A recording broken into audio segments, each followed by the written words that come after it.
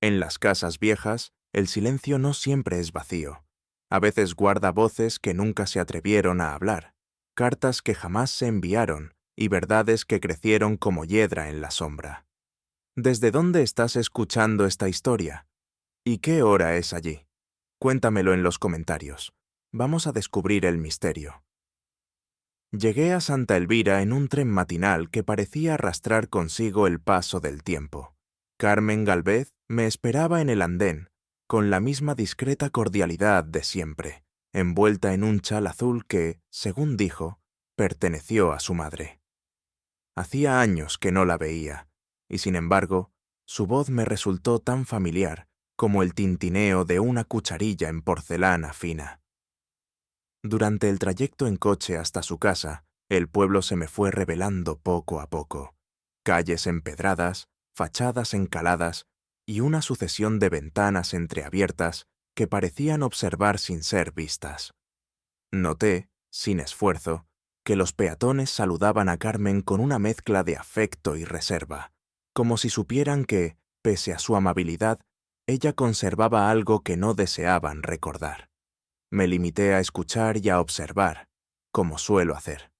En pueblos así, el silencio no es vacío, es una forma de lenguaje, y pronto comprendí que, más allá de la hospitalidad de mi anfitriona, algo no del todo resuelto se adhería a la historia de aquel lugar.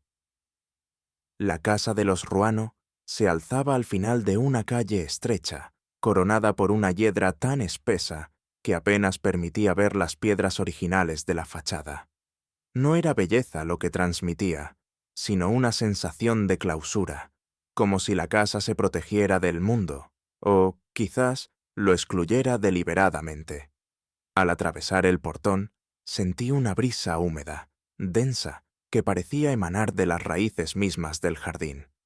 Carmen, con una sonrisa breve, comentó que la hiedra había sido siempre así, exuberante, y que nadie se atrevía a podarla.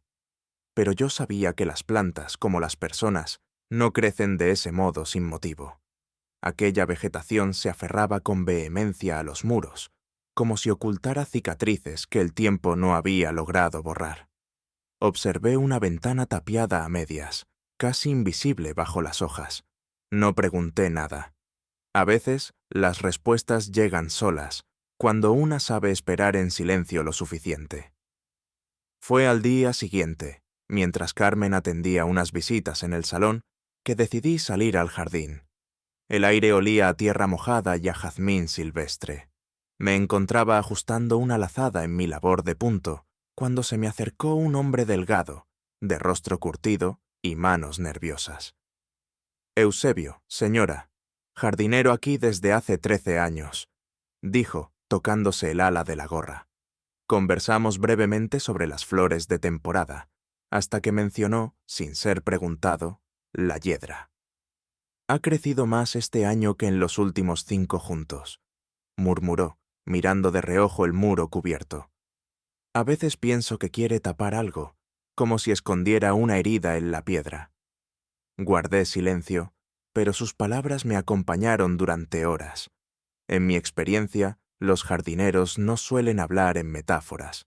Cuando lo hacen es porque intuyen más de lo que dicen, o recuerdan más de lo que pueden contar. Esa tarde, en la galería que daba al jardín, Carmen y yo compartimos un té servido con esa meticulosa cortesía que a menudo sustituye lo que no se desea expresar. Mientras revolvía el azúcar, le pregunté, con la naturalidad que permite una amistad antigua, cuánto tiempo llevaba sin hacer reformas en la casa. Décadas, respondió, sin levantar la vista de su taza. Desde antes de que Elisa desapareciera. Elisa. El nombre flotó entre nosotras con la ligereza de un recuerdo y el peso de una ausencia. Carmen lo dejó reposar unos segundos, como si midiera el riesgo de haberlo pronunciado. Luego añadió, desde entonces, hay partes de la casa que simplemente no se tocan. La bodega, por ejemplo, o el salón del fondo. No por superstición, Jane, solo por costumbre. Asentí, sin presionarla. Conocía bien ese tipo de costumbre. En ciertos hogares no se cambian los muebles, porque un gesto mínimo puede desencadenar una verdad que nadie se atreve a reacomodar. En los días que siguieron, me acostumbré a pasear por el jardín durante las mañanas, con mi labor en las manos y los pensamientos en silencio. Desde esa posición de aparente inutilidad, pude advertir cosas que los demás no notaban. La joven criada evitaba la zona del muro cubierto. El perro de la casa ladraba siempre al pasar junto al estanque seco. La ama de llaves, Prudencia, se santiguaba discretamente al cruzar la pérgola. Y lo más revelador, Carmen, incluso en sus momentos más relajados, evitaba sentarse en el banco bajo el níspero. Prefería la galería, siempre. Nada de eso probaba nada. Pero en conjunto, como hilos en una madeja, empezaban a sugerir que aquella casa, tan firme, tan inmóvil, vivía aún atada a un instante que no había podido digerir, como si la memoria del jardín pesara más que el presente. Fue una mañana nublada, cuando, al apartar unas hojas gruesas para observar una variedad de helecho, descubrí lo que parecía ser una grieta vertical, delgada pero profunda, justo en la base del muro norte. La hiedra la cubría por completo, pero bastaron unos dedos cuidadosos y un par de puntadas descuidadas en mi labor para justificar mi permanencia allí. Me incliné un poco. La piedra en ese tramo parecía distinta, no vieja, sino intervenida, como si alguien hubiese sellado una abertura en el pasado y luego hubiera dejado que la hiedra hiciera el resto. Toqué la pared, sentí frío, y algo más, la impresión casi física de que tras ese muro existía un espacio vacío. No comenté nada con Carmen esa noche, pero en mi interior la sospecha empezó a desarrollarse como la propia hiedra, lenta, callada y tenaz. Esa misma noche, sin que yo lo mencionara, Carmen me habló casualmente de la bodega. Lo hizo como quien comenta un detalle sin importancia. Ahí abajo guardábamos vino hace años. Ahora nadie entra. Está clausurada, creo. Desde antes. No terminó la frase. No necesitaba hacerlo. Su voz tropezó en la palabra antes, como si supiera que cualquier especificación sería una confesión involuntaria. Asentí con calma. No insistí. A veces, lo más útil no es empujar una puerta, sino esperar a que alguien, por error o cansancio, la deje entreabierta. Esa noche dormí con un sueño ligero, como suelo hacerlo cuando las piezas empiezan, por fin, a insinuar que podrían encajar. La conversación de Carmen sobre la bodega quedó flotando en el aire como una nota suspendida. Al día siguiente, la casa se llenó de un movimiento ceremonioso. La familia Ruano organizaba una comida íntima en memoria de Elisa. Me pregunté si lo hacían por costumbre, por respeto o por expiación. La mesa, larga y perfectamente dispuesta, parecía más pensada para la fotografía que para el consuelo. Servilletas de lino, copas pulidas, platos alineados con precisión casi militar. Pero el ambiente, estaba regido por otro orden, el del silencio. Se hablaba de cualquier cosa, menos de lo esencial. Una sopa nueva, el calor excesivo para la estación, una receta traída de Valencia. Nada tenía peso. Todo flotaba. Y aunque nadie lo decía, la silla vacía al fondo del comedor parecía ocupada por una ausencia demasiado presente. Fue entonces cuando recordé que hay lutos que no se llevan en negro, sino en los temas de los que nadie se atreve a hablar. El momento del brindis llegó sin anuncio previo. Fue doña Amalia quien lo propuso, alzando apenas su copa, como si el gesto le pesara más que el cristal. «Por los que ya no están», dijo. Y nada más, ni un nombre, ni una alusión directa, como si el vacío pudiera evocarse sin precisiones. Las copas se alzaron obedientes, aunque algunas manos temblaban levemente. Carmen no bebió. Andrés sí, de un trago. La criada se retiró discretamente con los postres, y el silencio se instaló como una presencia añadida a la mesa. Me pareció que aquella frase, «los que ya no están», tenía algo de fórmula aprendida, una forma de hablar sin comprometerse. una despedida que no cierra. Observé a Carmen. Sus labios se apretaban levemente, pero no dijo nada. Había en su contención algo más profundo que el dolor, una forma de incredulidad que, aún no pronunciada, comenzaba a perfilarse. Después del café, mientras los demás se dispersaban por la casa, Carmen me llevó al invernadero. Había algo en su caminar, una urgencia medida, contenida, que no había visto antes. No esperó siquiera a que me acomodara. Nunca creí esa historia del francés, dijo, casi en un susurro. No pregunté cuál. No hacía falta. Elisa no era impulsiva. No era de esas que huyen en la noche por amor. Tenía carácter, sí, y secretos, pero no era imprudente. Asentí con lentitud. Carmen hablaba mirando al suelo, como si las baldosas pudieran absorber lo que decía y guardarlo mejor que cualquier persona. Nunca hubo carta de despedida, continuó, ni testigos, solo un rumor que alguien repitió hasta que se volvió versión oficial. No respondió cuando le pregunté quién lo repitió por primera vez, pero sus ojos, por primera vez desde mi llegada, se endurecieron, y eso me bastó para comprender que la herida seguía abierta, y que alguien la mantenía así a propósito. Aquella noche, mientras Carmen leía en voz baja junto a la chimenea, aproveché para recorrer el comedor. No era curiosidad lo que me movía, sino hábito. En cada casa antigua hay una narrativa colgada en las paredes, una secuencia de retratos que, sin decir palabra, establece jerarquías, afectos y ausencias. Vi al patriarca Ruano, fallecido hacía años, a doña Amalia en su juventud, con un gesto más firme que el actual, incluso una imagen de Andrés con uniforme escolar. Pero no había retrato de Elisa, solo un marco vacío, colocado en una posición visible pero sin imagen. Me detuve unos segundos frente a él. El polvo insinuaba que no se quitaba ni se limpiaba con frecuencia. Era una ausencia deliberada, no un olvido, y su vacío, tan expuesto, decía más que cualquier fotografía, como si la figura que faltaba no debiera recordarse o no pudiera perdonarse. Fue Teresa, la hija pequeña del primo Anselmo, quien rompió, sin querer, el pacto tácito de silencio. Durante el postre, mientras los adultos hablaban de trivialidades, la niña se incorporó en su silla, y con la naturalidad de quien no comprende el alcance de sus palabras, dijo: «Anoche soñé con una señora que lloraba. Estaba bajo la tierra, entre las raíces de la casa. Las cucharillas se detuvieron en el aire.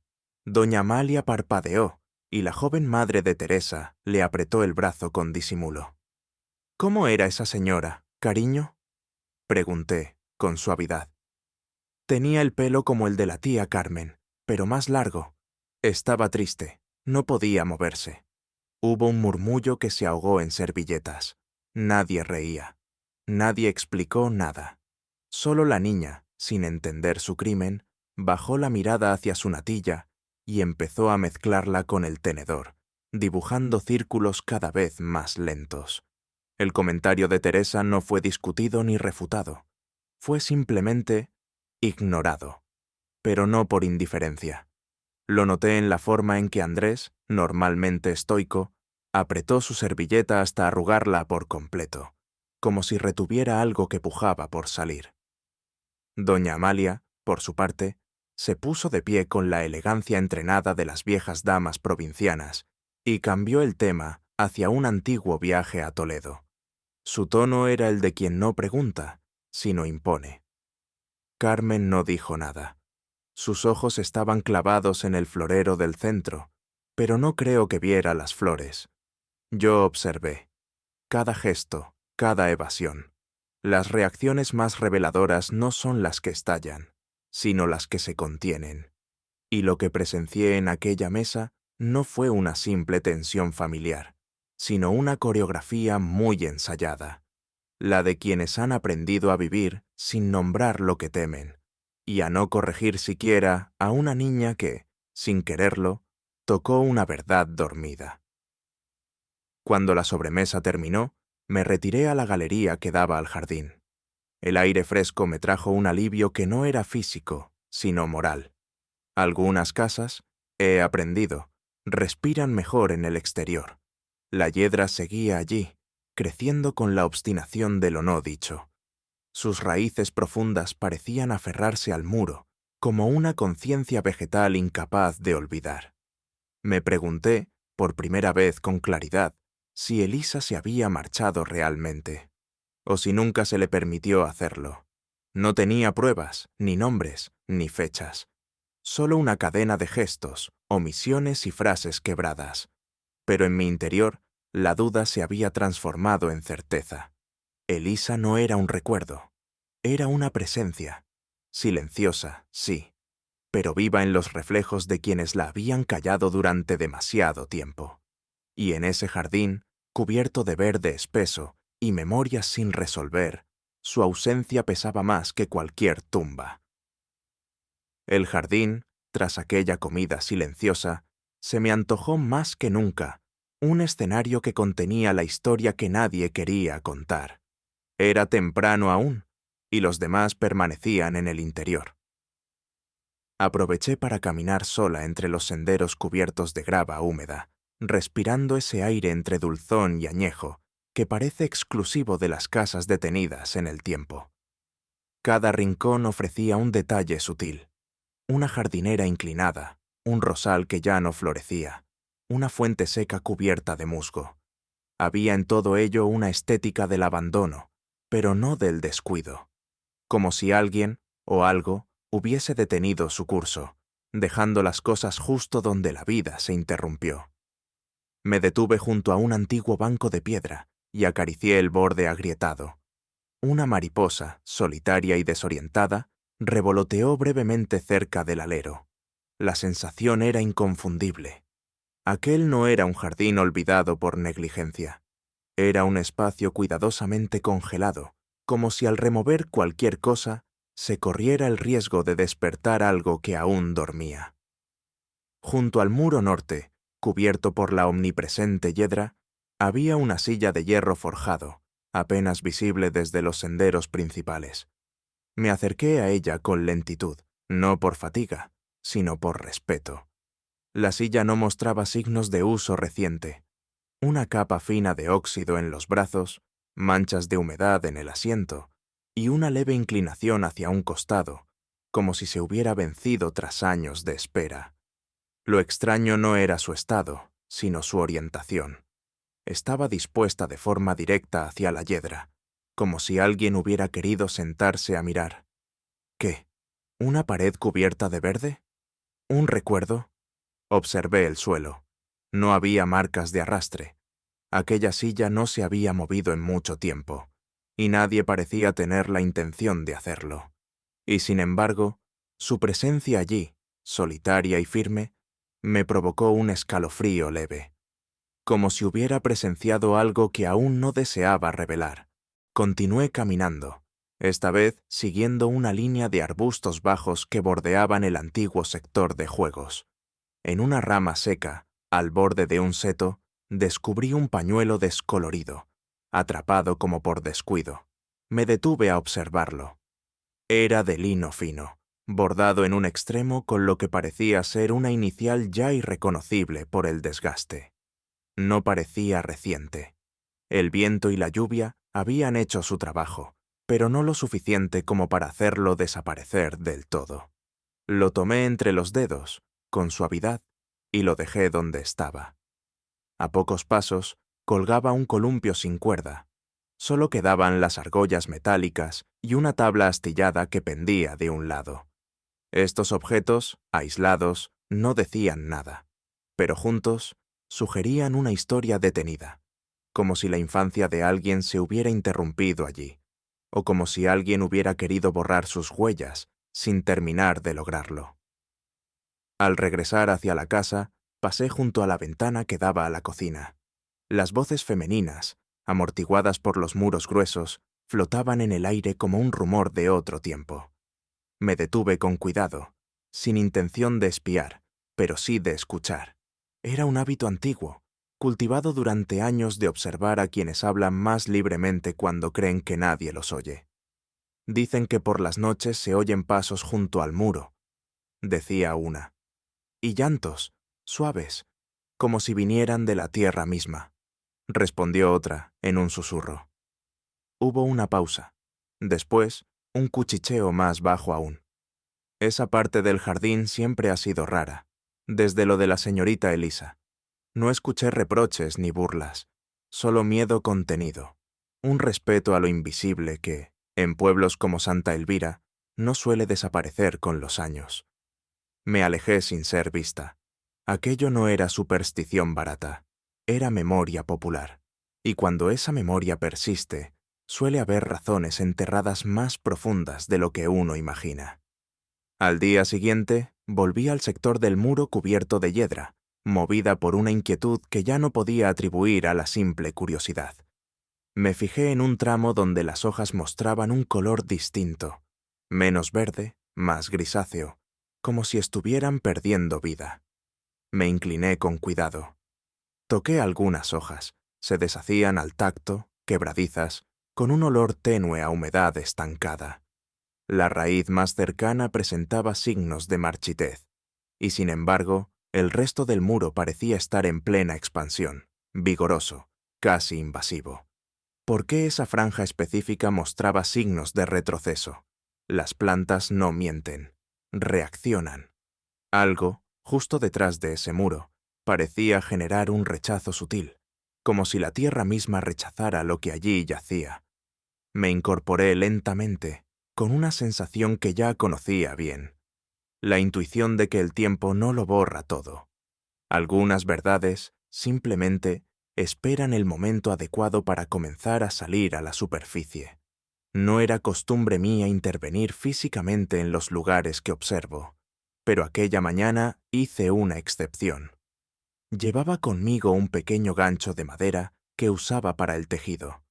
Con él, aparté con suavidad la sección marchita de la hiedra, siguiendo la línea en que las hojas parecían más frágiles. Fue entonces cuando lo vi, algo brillante, atrapado entre las raíces más superficiales, casi engullido por la tierra y las fibras. Me agaché con esfuerzo y lo tomé entre los dedos. Era un pendiente, antiguo, de plata, con una piedra de vidrio azul aún incrustada. Tenía barro seco en la base y fragmentos de raíz enredados. No era un objeto que el viento hubiera traído. Lo examiné durante un largo minuto, en silencio.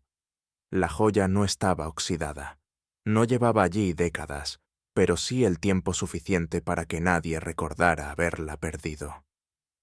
Me puse de pie con el hallazgo en la palma, envuelto en un pañuelo, y supe, sin margen de error, que no era la única cosa enterrada en ese jardín. Mientras limpiaba discretamente el pendiente con la esquina de mi pañuelo, no pude evitar que me viniera a la mente una frase que había escuchado, muchos años atrás, en otro caso, en otro jardín. Las cosas que el viento no se llevó suelen ser las más importantes. Volví a mirar el muro. El aire era tranquilo, pero ya no me resultaba inocente. Allí, donde la hiedra se marchitaba y el barro retenía su memoria, algo persistía, algo no olvidado, algo no perdonado. Y aunque no tenía aún las piezas, ya había reconocido el aroma particular de una verdad próxima. Guardé el pendiente en una cajita forrada de terciopelo, sin decir nada aún. Era temprano y la casa parecía sumida en una pausa pesada, como si algo invisible la hubiera paralizado por dentro. Carmen subió al desván, movida, según sus propias palabras, por un recuerdo vago, casi onírico. Yo la acompañé, sin hacer preguntas. La cómoda estaba allí, apartada en una esquina bajo el alero, cubierta por un paño que olía a alcanfor. Carmen levantó la tela con lentitud, como si temiera alterar algún equilibrio secreto. Mi madre guardaba cartas aquí, murmuró. A veces, Elisa escondía cosas también. Revisó los cajones uno por uno, hasta que en el tercero, entre pañuelos de lino bordados con iniciales femeninas, encontró un sobre pequeño, sin dirección ni sello. Sus manos temblaron apenas, Esto no es mío, dijo en voz baja. El papel estaba amarillento, pero entero. El peso del contenido, casi imperceptible. Y, sin embargo, el aire en torno a nosotras cambió en ese instante. Carmen abrió el sobre con un cuidado reverente, como si temiera que el tiempo pudiera deshacer lo que el silencio había conservado. Sacó una hoja doblada en 4, escrita a mano, con una caligrafía nerviosa, desigual. Me sorprendió la tinta. No era azul ni negra, sino un sepia que parecía haber perdido fuerza con los años. No había fecha, ni saludo, ni firma. Solo una súplica. No digas nada sobre la bodega. No ahora. No a ella. Si lo haces, será peor para todos. Prometiste que esperarías. Prometiste. Carmen leyó en voz baja, casi sin respirar. Sus ojos no me buscaron. Cuando terminó, dejó la hoja sobre su regazo, como si necesitara tomar distancia. ¿Quién? Empezó a decir. ¿Quién habría escrito esto? No respondí de inmediato. La pregunta era legítima, pero prematura. Me incliné hacia la carta. No era una amenaza. No había violencia. Había miedo. Y algo más profundo. Desesperación. Lo que me intrigó no fue tanto lo que decía, sino lo que no decía. La omisión de nombres. La alusión ambigua a ella. El temor evidente. Y ese plural. Para todos. Carmen me tendió la carta, como quien entrega una pieza frágil que arde al tacto. La tomé con calma y la releí en silencio, mientras ella se sentaba en el borde del arcón. La textura del papel era antigua, pero no quebradiza. El trazo, apurado. No estaba decorada con ningún membrete ni papel de cartas perfumado, lo cual me llamó la atención. En casas como esa, las mujeres acostumbraban escribir con formas. Esto, en cambio, era funcional, urgente. Había errores gramaticales menores, un par de palabras corregidas sobre la marcha. La tinta se había corrido ligeramente en una esquina, como si la mano que escribía hubiera sudado o llorado. Pero lo más revelador era el tono. No imploraba venganza ni justicia, sino silencio. Un silencio dirigido a Elisa, un ruego sin amenazas. Cuando levanté la vista, Carmen esperaba sin hablar. Esta carta no está escrita desde el poder, dije suavemente, sino desde el temor. Y quien la escribió vivía aquí. Descendimos en silencio. Carmen guardó la carta en su bolso sin mirarla de nuevo. En la galería, el sonido de las campanas del pueblo marcaba el final de la misa de mediodía. Me hizo pensar.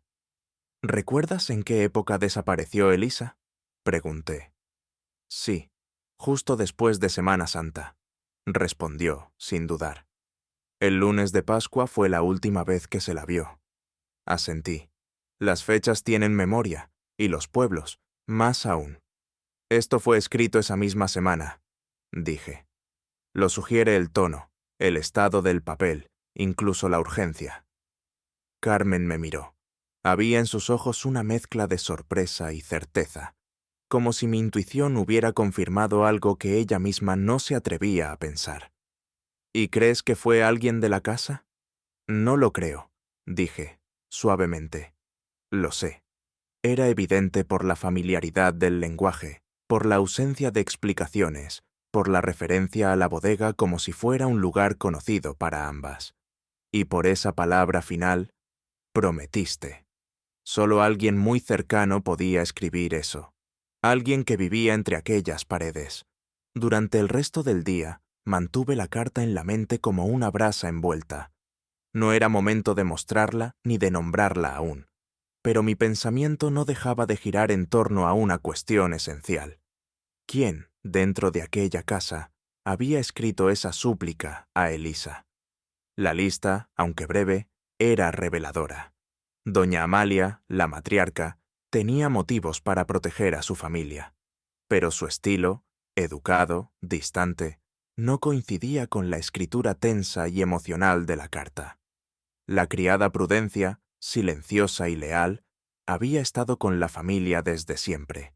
Sabía más de lo que decía, y su forma de moverse, medida, contenida, me sugería a alguien capaz de escribir algo así en una crisis. Y estaba Andrés, el hermano soltero de Amalia, reservado, meticuloso, con un sentido del orden que rozaba lo inflexible. El contenido de la carta lo habría incomodado profundamente.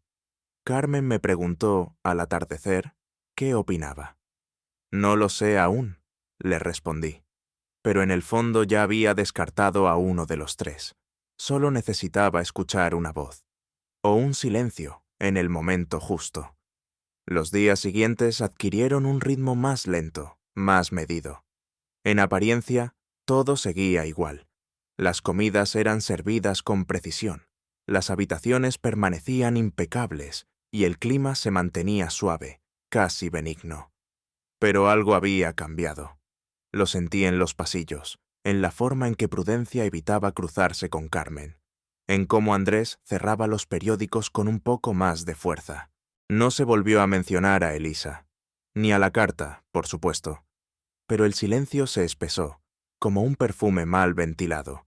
Cada conversación parecía rodear con cuidado un punto que no debía tocarse.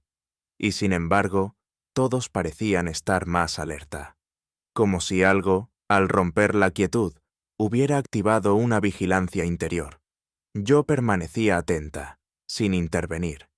En esos momentos, el mejor paso es el que no se da, porque cuando la tensión sube, siempre hay alguien que comete un gesto mínimo, y en él, a veces, se revela todo. Esa noche, el insomnio me visitó con la familiaridad de quien no necesita anunciarse. Me senté junto a la ventana del cuarto de huéspedes, con una manta sobre los hombros y los ojos fijos en el jardín. El silencio era casi total, interrumpido solo por el zumbido lejano de los insectos nocturnos y el vaivén monótono de las ramas agitadas por el viento. Fue entonces cuando lo vi. Una figura, oscura y contenida, se desplazaba con lentitud cerca del muro cubierto de hiedra. No corría, no se agazapaba. Caminaba con pasos precisos, como quien sabe a dónde va y lo que busca. Se detuvo justo donde la vegetación parecía más débil.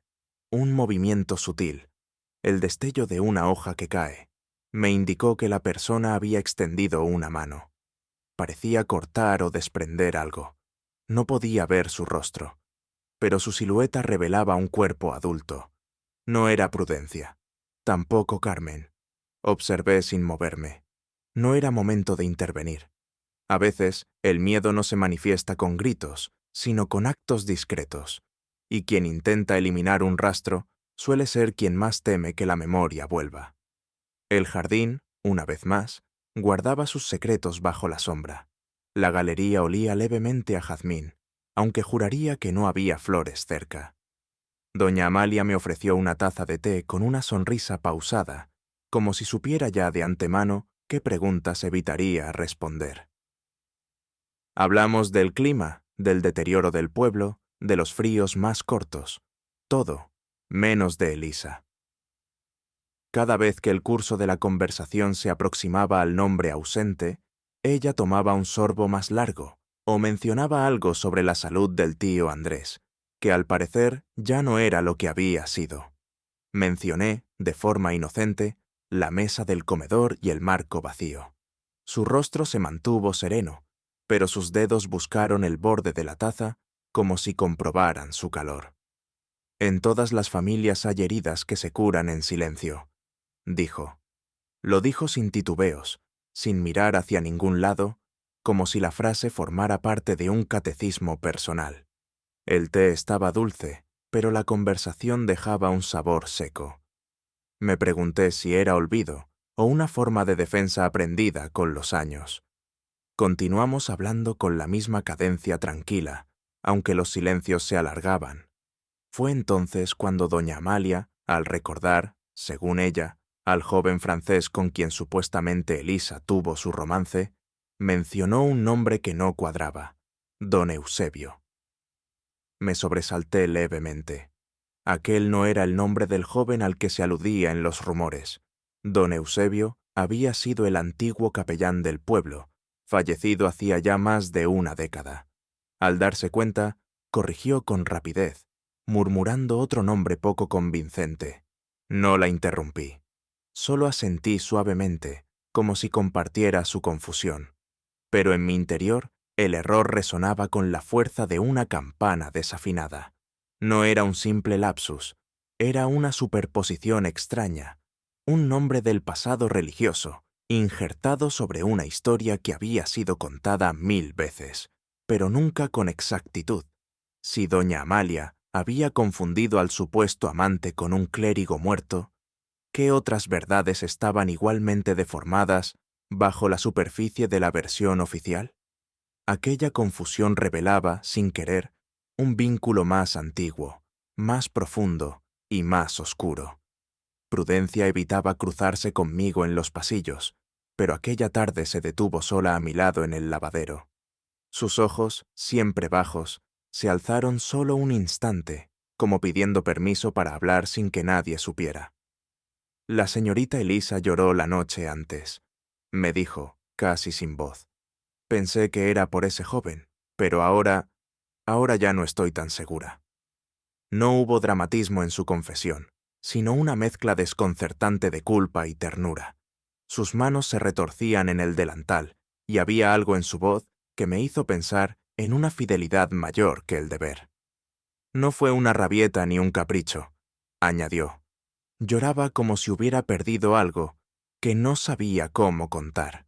No la interrogué, solo asentí, y guardé ese detalle como una flor seca entre páginas, frágil, pero con olor persistente.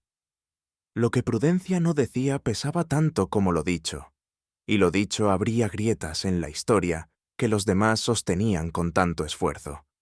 Prudencia tardó en volver a hablar, pero lo hizo con la firmeza de quien ha llevado un secreto demasiado tiempo entre costuras y remordimientos. Esa mañana iba a hablar con su madre, susurró. Iba a contarle algo importante. Lo dijo mientras guardaba un pañuelo en el cajón, como si se preparara para una batalla. Le pregunté si recordaba las palabras exactas. Negó con la cabeza.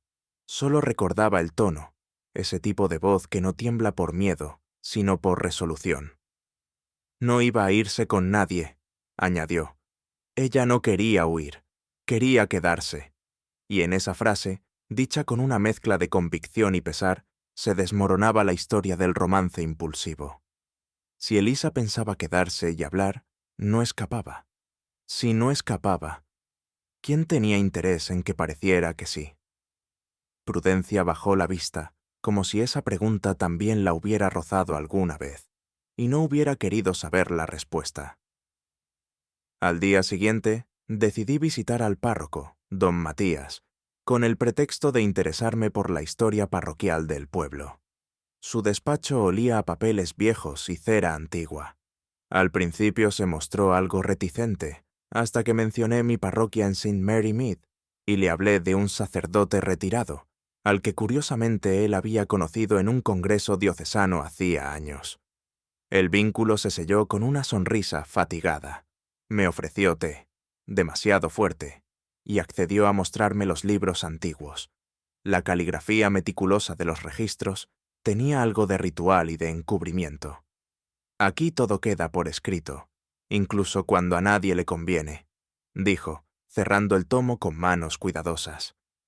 Pedí ver los libros de difuntos del año en que desapareció Elisa. Don Matías dudó un instante, pero acabó cediendo, como si intuyera que lo inevitable prefería mostrarse con elegancia que ser descubierto a la fuerza. Y fue entonces cuando mis dedos rozaron una página que parecía perturbada. Allí, entre dos inscripciones cuidadosamente fechadas, una línea interrumpida desentonaba como una palabra mal pronunciada en mitad de una oración solemne. No era solo una ausencia, era una huella deliberadamente alterada. Al inclinar el libro hacia la luz, distinguí la marca de una cuchilla, usada con esmero pero sin convicción. El papel había sido raspado, no arrancado, y aún quedaban rastros de tinta azulada que, pese al desgaste, dejaban entrever una grafía curva, femenina, tal vez. Un error, seguramente, dijo don Matías demasiado rápido. Pero no era un error. Era un intento de borrar sin destruir, de ocultar sin olvidar. La fecha, apenas visible, correspondía al día siguiente de la desaparición de Elisa. ¿Por qué alguien habría anotado algo allí? ¿Quién se tomó la molestia de inscribir y luego de borrar? Sentí un nudo en el estómago. A veces, los silencios escritos pesan más que las palabras, y en aquel renglón borrado había un nombre, de eso estaba segura. Un nombre que alguien había querido retirar del mundo, sin lograrlo del todo. Al salir de la sacristía, el aire de la tarde me pareció más espeso. Caminé lentamente entre las losetas irregulares del atrio, sintiendo que algo invisible comenzaba a sentarse. La pregunta me acompañó como un eco persistente. ¿Quién tenía acceso al libro de difuntos? No era un cuaderno cualquiera. Solo el párroco y 2 o 3 personas de la casa parroquial podían haberlo tocado sin levantar sospechas. Y sin embargo, alguien lo había hecho. Alguien escribió y luego temió lo escrito. No se trataba de un error, ni de un arrepentimiento piadoso. Era otra cosa. Una maniobra para borrar la existencia de algo, o de alguien, que en algún momento sí fue registrado. ¿Y si ese nombre correspondía a Elisa, o a alguien más relacionado con ella? Entonces, las piezas comenzaban a moverse en una dirección inquietante. Lo que se borra con tanto cuidado nunca es insignificante, y lo que nadie pregunta suele ser lo más urgente de saber. No era una idea que compartiera con ligereza, pero aquella mañana sentí que ya no podía postergar más lo inevitable. Carmen, aunque escéptica, escuchó mi propuesta con atención. No usé palabras contundentes ni hice referencia directa a lo hallado en el libro parroquial. Me limité a hablar de intuiciones, de ecos invisibles que a veces susurran con más fuerza que los recuerdos. Mencioné la hiedra, la humedad persistente, el pendiente antiguo. Ella desvió la mirada hacia la galería. Aún dudaba. Le hablé entonces de mi jardín en St. Mary Mead, de cómo las plantas a veces se aferran a los secretos con más celo que las personas. Quizá, dije, la tierra aquí también intenta decirnos algo. Carmen no respondió de inmediato. Fue al aparador, tomó una vieja llave oxidada y la dejó sobre la mesa entre nosotras, sin decir palabra. Aquel gesto, mínimo, silencioso, fue una señal inequívoca de permiso. Esa misma tarde, con pasos contenidos por una mezcla de inquietud y respeto, nos dirigimos hacia la zona trasera del muro. No sabíamos qué esperábamos encontrar, pero ya no podíamos ignorarlo. Fue Carmen quien pidió ayuda a Eusebio, el jardinero. Él era un hombre flaco y callado, con las manos curtidas por décadas de podas y temporadas secas. Aceptó sin preguntas, aunque noté que evitaba mirar directamente la hiedra. Cuando mencionamos la posibilidad de una entrada oculta, se limitó a asentir y desapareció un momento. Regresó con una palanca, una linterna y una expresión que no supe descifrar.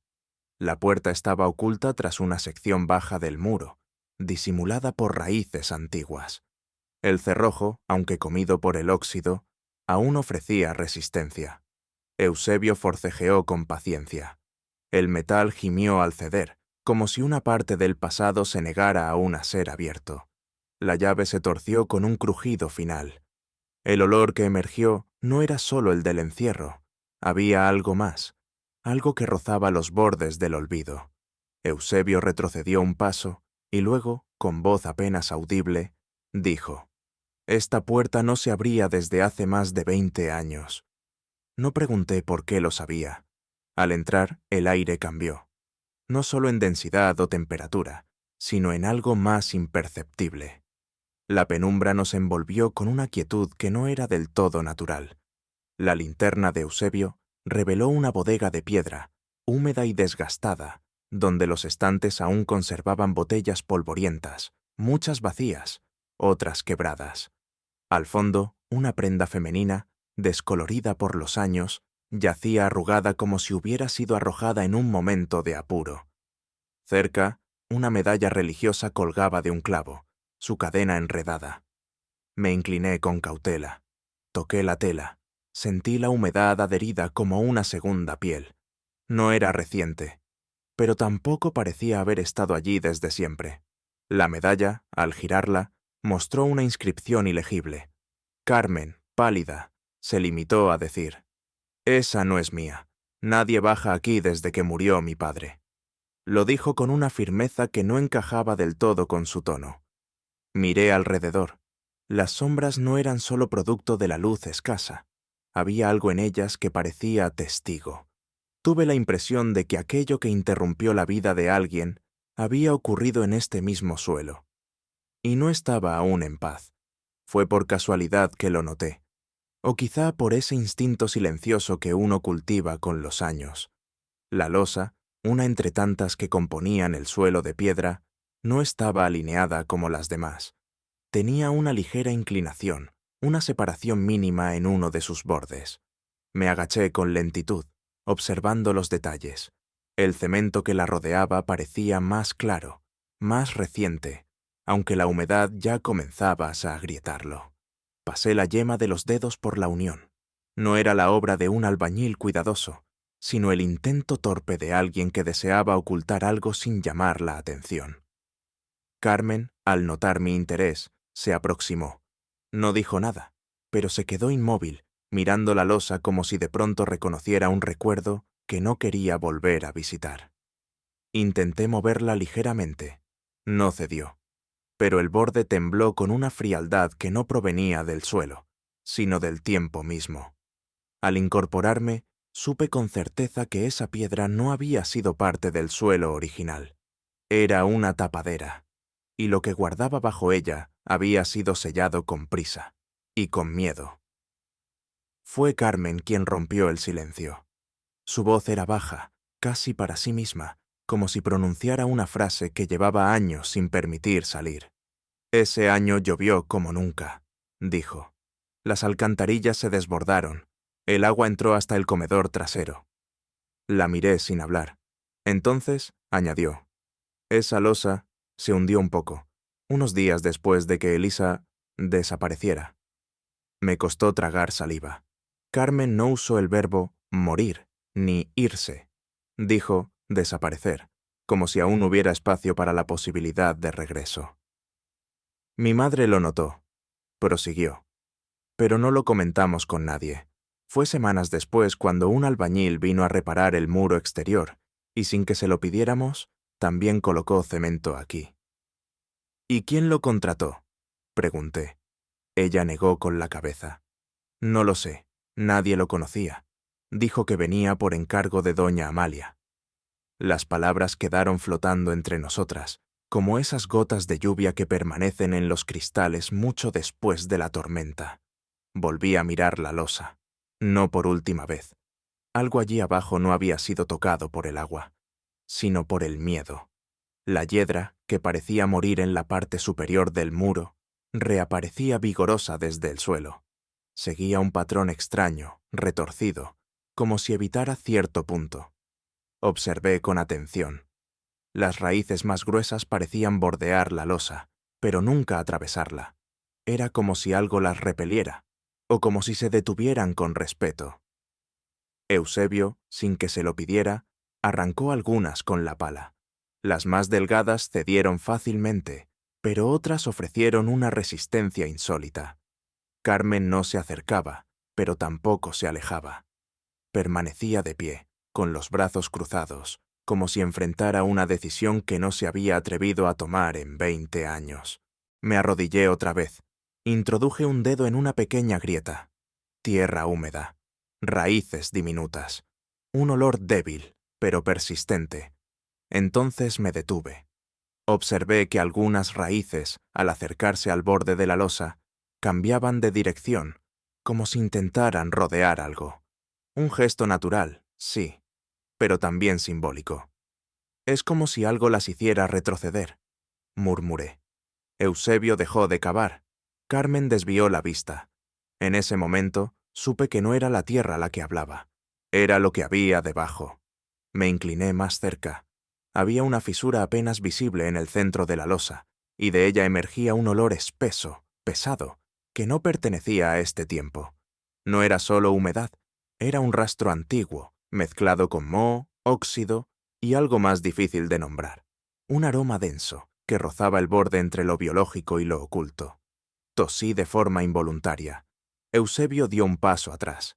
¿Lo siente?, pregunté con voz velada. Él asintió. Sí, señora, como metal viejo, pero también tierra enferma. Carmen no se movió. Su rostro estaba tenso, inmóvil. No era miedo lo que reflejaba, sino algo más complejo. Culpabilidad o, quizás, una aceptación anticipada. Me llevé el pañuelo a la boca, más por necesidad que por costumbre. El olor lo impregnaba todo, incluso el silencio. Murmuré, sin mirar a nadie. Aquí hay algo que nunca debió enterrarse. La frase no era retórica, ni metafórica. Una gota cayó del techo y se mezcló con la grieta. El olor se intensificó por un momento. Nadie habló. Nadie se atrevió a sugerir abrir la losa, pero las miradas lo confirmaban. La tierra no quería guardar ese secreto para siempre. Y yo, aunque temblando, sabía que pronto tendría que escucharlo. El olor persistente a humedad que flotaba desde la bodega parecía haber tocado algo en la conciencia de Prudencia. No me sorprendió que aquella mañana me pidiera hablar. Lo hizo en voz muy baja, mientras servía el café con manos temblorosas. Aguardé sin interrumpirla. Subimos al cuarto de costura, un espacio que, en otras circunstancias, habría resultado reconfortante. Ella cerró la puerta con un gesto deliberado. Tardó en encontrar las palabras. Luego, su mirada se volvió hacia la ventana, como si allí esperara ver el perdón. Aquella noche, murmuró finalmente, yo oí cosas que he querido olvidar. Su voz se quebró. Las lágrimas, contenidas durante demasiado tiempo, descendieron sin dramatismo, con una pesadez que no admitía consuelo. Le ofrecí un pañuelo sin prisa. No supe qué hacer, señora. Elisa, ella, no estaba bien. Lloró como nunca antes, y yo solo fingí no oír. No le pedí explicaciones aún. Era evidente que había algo más, algo que la empujaba, al fin, a romper el silencio que en esa casa todos parecían haber convertido en religión. No quise apurarla. Bajamos a la cocina, donde el eco de las antiguas conversaciones parecía haberse disipado. Prudencia se sentó junto a la mesa y posó sus manos, callosas y tensas, sobre el mantel de lino. Elisa esperaba un hijo, dijo, sin rodeos. No me lo confesó directamente, pero lo supe. Lo supe por cómo caminaba, por cómo se llevaba la mano al vientre cuando creía que nadie la veía. Permanecí en silencio, solo asintiendo. Era lo que intuía desde hacía días, aunque no tenía pruebas. Ella prosiguió, sin mirar al frente. La noche antes de desaparecer, me dijo que ya no podía más, que iba a hablar con doña Amalia. Iba a contarle todo. Estaba decidida. El énfasis en esa última palabra me pareció significativo. Las mujeres, cuando han tomado una decisión profunda, rara vez la deshacen por capricho. Y Elisa, al parecer, ya no estaba huyendo de su destino, sino enfrentándolo. Y eso convertía su desaparición en algo aún más grave. Esa noche, continuó Prudencia, escuché pasos en el jardín. Elisa había salido, quizá para calmarse.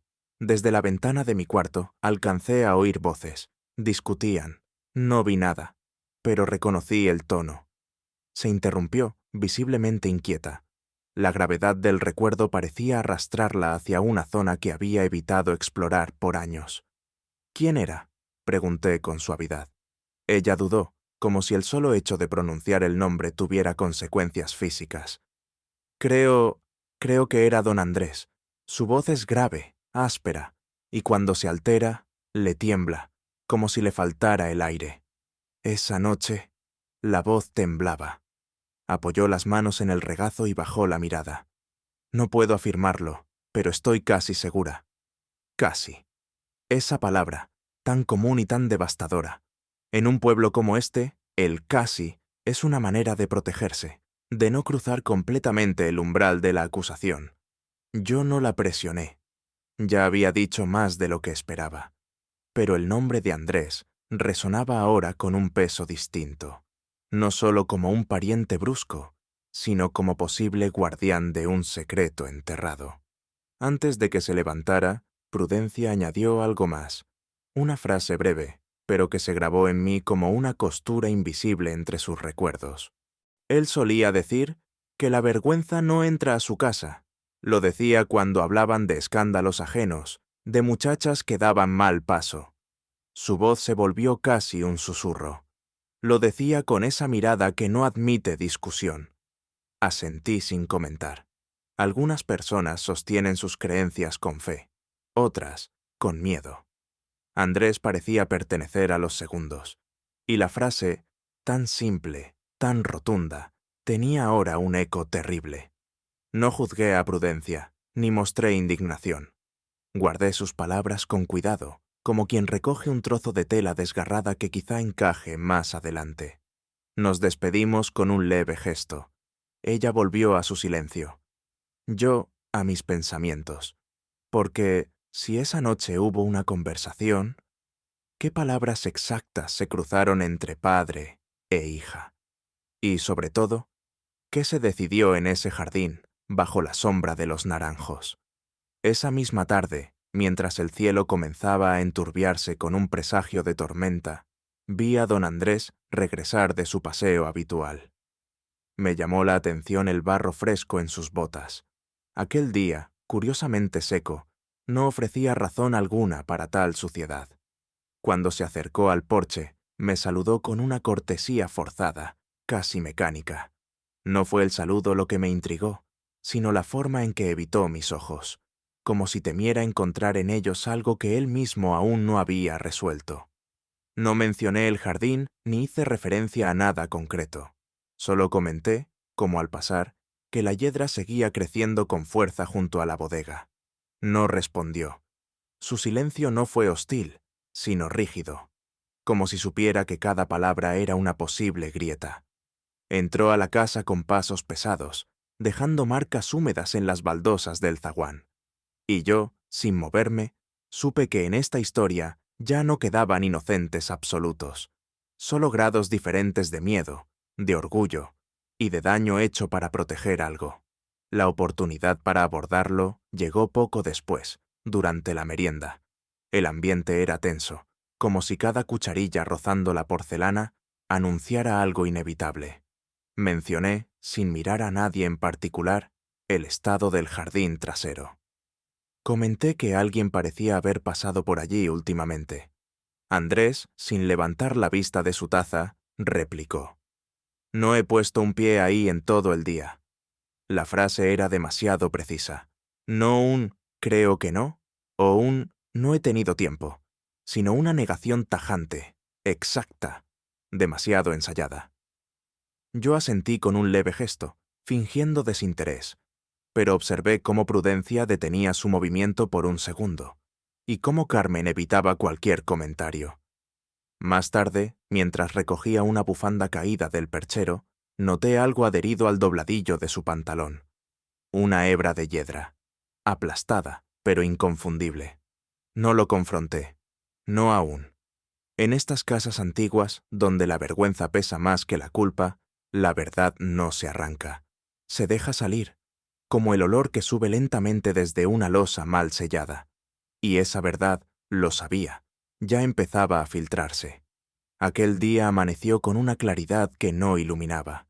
Me senté en el escritorio de la habitación de huéspedes y comencé, sin ceremonias, a reconstruir los días que precedieron a la desaparición de Elisa. No lo hice con papel ni tinta. El mapa estaba en mi cabeza, bordado con fragmentos, un pañuelo olvidado, un saludo evitado, una frase dicha de más. Recorrí mentalmente los pasillos de la casa.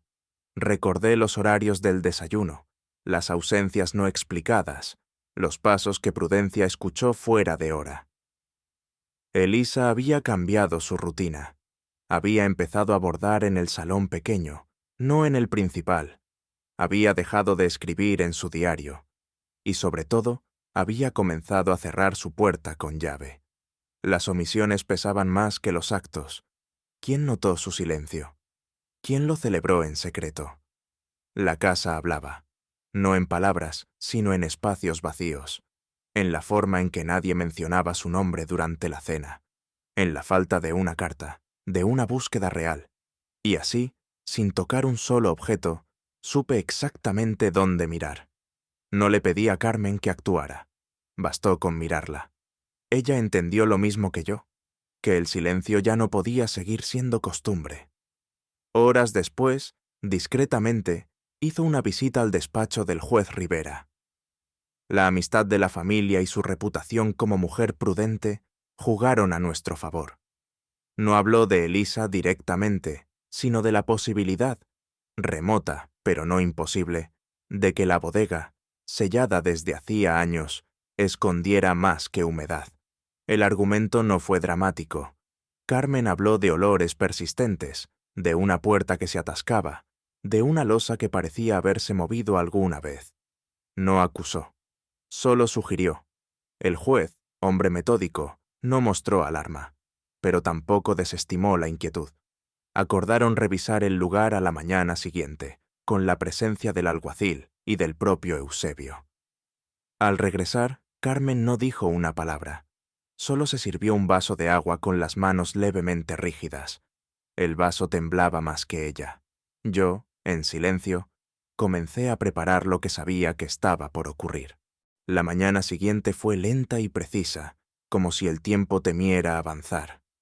A las 11, los 3 hombres llegaron: el juez Rivera, el alguacil Méndez y Eusebio. No hubo voces altas ni declaraciones. Entraron a la casa como quien entra en una iglesia vacía. Descendimos por la escalera lateral, la que usaban antes los criados. La bodega estaba fría, más de lo habitual.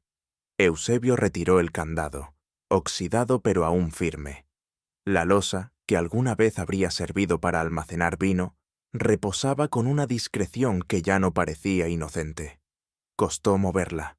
La piedra cedió al fin, con un gemido grave. La tierra, húmeda y oscura, estaba removida. Eusebio introdujo la pala con la lentitud de quien teme lo que sabe. A cada paletada, el aire se volvió más espeso. Primero fue un trozo de tela, apenas reconocible. Luego, fragmentos óseos. Y por fin, una cadena, oxidada, enmarañada, como si se resistiera a salir. El juez no pronunció palabra. El alguacil hizo la señal de la cruz. Yo no miré a Carmen. Supe que, en ese momento, cada una de nosotras había recordado la última sonrisa de Elisa. El alguacil, con manos aún firmes, limpió con un paño la cadena. Pendía de ella un pequeño colgante redondo, corroído por los años. Apenas visible, pero aún legible, se leían 2 letras: E.R. Carmen dio un paso atrás. Su rostro no mostró sorpresa, sino reconocimiento. Fue ella quien susurró, más a sí misma que a nosotros: se lo regalé el día de su confirmación. Era de plata. Tenía una flor en el reverso. No hubo gritos, solo un temblor que le recorrió los labios antes de cubrirse la boca con ambas manos. Permaneció así durante largos segundos, como quien comprende de pronto que todo lo negado ha tomado forma. El juez cerró el medallón con un clic casi imperceptible y lo colocó con cuidado sobre un pañuelo limpio. Afuera, el día seguía brillante, demasiado para lo que acabábamos de encontrar. Yo miré la cadena, no como prueba, sino como último testimonio. No era justicia lo que colgaba de ella, sino una niña que había dejado de serlo demasiado pronto. Don Andrés había estado presente todo el tiempo, a unos pasos, inmóvil. No había dicho una sola palabra desde que se abrió la losa, ni cuando aparecieron los huesos, ni siquiera al ver la cadena. Pero cuando Carmen murmuró aquellas palabras, cuando nombró el colgante como un recuerdo, algo invisible pareció desprenderse dentro de él. Lo vi tambalearse, primero apenas, luego como si sus rodillas olvidaran su función. Cayó hacia un costado, sin un quejido. El juez acudió rápido, pero no fue necesario. No había herida ni ataque, solo un cuerpo vencido por una carga que ya no podía sostenerse.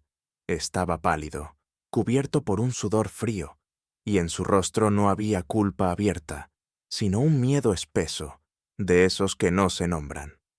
Carmen se acercó, pero no lo tocó. Yo, en mi interior, supe que el silencio que había protegido durante tanto tiempo estaba a punto de quebrarse, pero no por él, sino por alguien más. Fue entonces cuando doña Amalia, hasta ahora rígida como una estatua en un extremo de la bodega, dio un paso adelante. Su rostro había perdido color, pero su voz, cuando surgió, tenía la fuerza quebrada de quien ha guardado demasiados inviernos en el pecho. «No lo mató él», dijo, «ni yo, pero lo cubrimos». Nadie respondió. Esperamos. Lo hicimos por amor y por vergüenza. Sus ojos buscaron a Carmen, no para convencerla, sino para despedirse. Elisa iba a destruirlo todo, no por maldad, sino porque ya no podía fingir. Cerró los ojos un momento. Cuando lo supe, era tarde. Andrés actuó, no sé cómo, ni cuándo, pero yo limpié, sellé, fingí, nadie la contradijo. El juez tomó nota en silencio. Méndez bajó la vista. Yo pensé en la palabra honor, en cómo puede usarse para justificar lo que no se puede nombrar, en cómo, a veces, el crimen no es lo que se hace, sino lo que se acepta sin resistirse. Y supe que la verdad, esa verdad temida, por fin había salido a respirar. Doña Amalia no volvió a bajar a la cocina. Tampoco pidió té, ni buscó el rosario que siempre llevaba al cuello.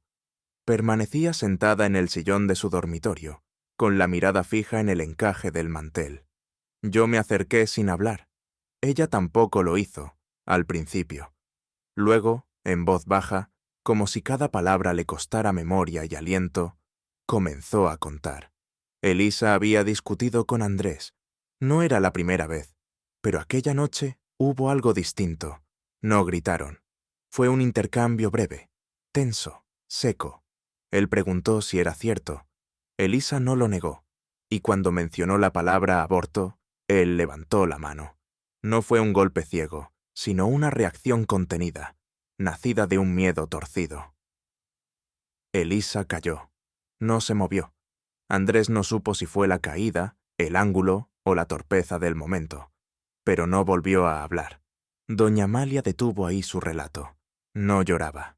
Tampoco buscaba comprensión. Solo deseaba, quizá, dejar de cargar sola con el sonido que quedó suspendido en esa habitación.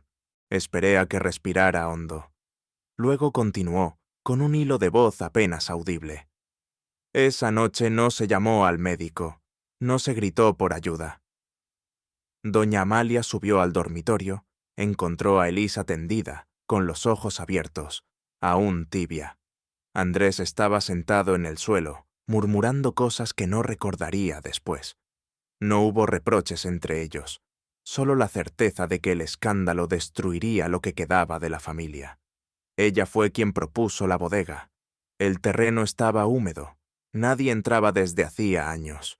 Usaron mantas viejas, una linterna. Todo fue rápido, pero no improvisado. Después, Amalia tejió la historia. Elisa había huido con un amante extranjero. Se llevó algo de ropa, algunas joyas. Una nota falsa que ella misma redactó.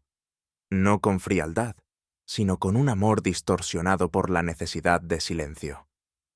Miró hacia el ventanal mientras hablaba, pero sin mirar el mundo más allá. Como si su vida se hubiera detenido allí mismo, entre los muros que había ayudado a sellar con tierra húmeda, y con su apellido. No interrumpí. La dejé hablar hasta que el hilo de su voz se extinguió. Luego esperé un instante más. El silencio en aquella habitación era más denso que el aire. Finalmente dije, sin juicio. A veces, la fidelidad a la familia no es virtud, sino una traición que nadie nota, porque se viste de deber. Ella no respondió de inmediato, pero en su rostro se dibujó una mueca antigua, quizá de resignación. La sangre pesa más que la verdad. murmuró, casi como si se defendiera. Y yo solo quise proteger lo poco que quedaba. Asentí, aunque en mi interior sabía que esas palabras no bastaban. La protección, mal entendida, puede convertirse en negación, y la negación prolongada, en complicidad. No estaba allí para juzgarla, pero tampoco para absolverla. Mi papel era otro, el de observar lo que tantos prefirieron no ver. Y ahora, por fin, esa venda comenzaba a deshacerse. No por justicia, ni siquiera por memoria, sino porque la verdad, como el polvo, siempre encuentra la rendija por la que entrar. Doña Amalia siguió hablando, aunque su voz ya no tenía peso. Era como un eco de sí misma. Después del entierro, porque así lo nombró, con esa palabra exacta, la casa se transformó. Cada gesto fue medido, cada palabra, pensada antes de pronunciarse. Se recogieron las cartas que Elisa había recibido, se quemaron sin leer. Las ropas que quedaban en su armario fueron repartidas entre necesitados de otros pueblos, lejos, donde nadie haría preguntas. El servicio fue reunido en la cocina. Se les dijo lo que debían repetir si alguien preguntaba. La historia era sencilla. Elisa se había fugado por amor. Nadie más hablaría del tema. Hubo días enteros sin mencionar su nombre. Las fotografías desaparecieron de los salones. El retrato de su primera comunión fue retirado del pasillo. A los invitados se les ofrecía vino más fuerte y conversaciones más ligeras. Todo fue envuelto en una especie de niebla social, suave pero impenetrable. La familia no mentía, solo omitía, y en esa omisión se construyó un muro. Uno que, durante años, creyeron sólido, pero que ahora comenzaba a resquebrajarse. Salí a caminar. Lo necesitaba. El aire frío del jardín me devolvió cierta claridad que la habitación cerrada me había negado. Pasé junto al muro donde la yedra crecía espesa, la misma yedra que, según Eusebio, había sido plantada por Elisa cuando era niña. No para adornar, sino porque le gustaba la idea de que las paredes también tuvieran vida. Me detuve allí. La yedra cubre, sí, pero también protege. Se enrosca en lo que teme, como si quisiera esconderlo del mundo. Y al hacerlo, se vuelve parte de aquello que cubre. El muro ya no es solo piedra, es vegetal, cambiante, inquieto. Pensé entonces que aquella familia había hecho lo mismo. Habían recubierto el crimen con recuerdos, con apariencias, con el deseo de que todo se confundiera con lo natural. Y lo habían logrado. Hasta ahora. Acaricié una de las hojas. Estaba húmeda por la noche. Me pregunté si Elisa la había tocado también alguna vez, si había dejado algo suyo en esa planta silenciosa que, sin querer, había aprendido a ocultar secretos. Fue Carmen quien me alcanzó al anochecer, con un cuaderno viejo entre las manos. Había estado ordenando los libros de Elisa, buscando consuelo en las palabras que alguna vez su hermana subrayó. Entre las páginas de una novela olvidada, encontró una carta, y con ella una fotografía. Ambas estaban ocultas, no escondidas, como si Elisa hubiese querido que algún día alguien las hallara, pero no demasiado pronto. La foto era borrosa, antigua. En ella, Elisa sostenía a un bebé. Sonreía con una ternura que desmentía toda sombra. A su lado, un hombre joven. No era nadie de la familia, tampoco del pueblo. La carta no era de despedida, era de afirmación. En ella, Elisa hablaba de esperanza, de planes, de que no habría vergüenza, que aquel hijo sería luz, no carga. Carmen la leyó en silencio. Luego me la entregó sin hablar. No preguntó quién era él. No lloró por lo que no llegó a ser. Pero en su mirada vi algo nuevo, una grieta en la culpa, y tal vez el inicio de un perdón que no había sabido buscar. Carmen no soltaba la carta ni la foto. Caminaba como si llevara entre los dedos una llama viva. Me pidió que la acompañara al desván, donde decía haber visto, en otros tiempos, una caja de bordados que Elisa guardaba con recelo. Tardamos en encontrarla. Bajo telas antiguas y papeles amarillentos, apareció al fin una caja sencilla, forrada en lino bordado a mano. Dentro, sobres sin abrir, recortes de revistas francesas, cintas para el cabello y más cartas, todas firmadas por Elisa. Eran misivas nunca enviadas, escritas con tinta desvanecida pero con voz clara. Narraban los meses de espera, las decisiones tomadas en secreto, las dudas sin eco. Elisa había escrito a una amiga de la infancia, a una tía lejana, incluso a sí misma. Cada carta era un intento de ordenar el desorden, una lucha por preservar la cordura dentro del encierro. Había esperanza en sus frases, pero también una resignación delicada, como quien escribe desde una isla que sabe que será tragada por la marea. Carmen no lloraba, solo iba leyendo, uno por uno, los fragmentos que su hermana dejó atrás como migas de pan en la penumbra. Entre esas cartas, hubo una que Carmen no me dejó leer en voz alta. La guardó unos minutos contra su pecho, como si necesitara preparar el alma antes de escucharla. Elisa escribía allí que el niño nacería fuera del pueblo, en una casa de reposo donde nadie conocía su nombre. No sería fácil, pero había decidido darlo en adopción, asegurándose de que fuera recibido por una familia buena, lejos de juicios, lejos de todo. No hablaba de vergüenza, hablaba de amor, de la certeza de que aquel niño merecía más de lo que ella podía ofrecer en ese momento. Carmen cerró la carta sin levantar la mirada, y luego, con voz firme, me dijo que lo sabía, que su madre le confesó tiempo después que hubo un niño, y que fue entregado discretamente por medio de una partera en Valladolid. Nadie debía enterarse, nunca. Por primera vez, los silencios de la casa no pesaban sobre los hombros, sino que parecían elevarse, como si algo invisible se deshiciera al fin entre las paredes. Bajamos del desván sin hablar. Carmen llevaba la caja contra el pecho, y sus pasos, aunque lentos, eran seguros. Nos sentamos en el antiguo salón donde el aire aún olía a encierro. Ella sacó una carta, la volvió a leer, esta vez más despacio. Luego levantó la mirada y susurró que, por fin, sentía algo parecido a la paz. No era alivio, ni perdón. Era otra cosa. Un saber callado de que su hermana no había muerto en vano, que su historia, aunque escondida, no se había desvanecido del todo.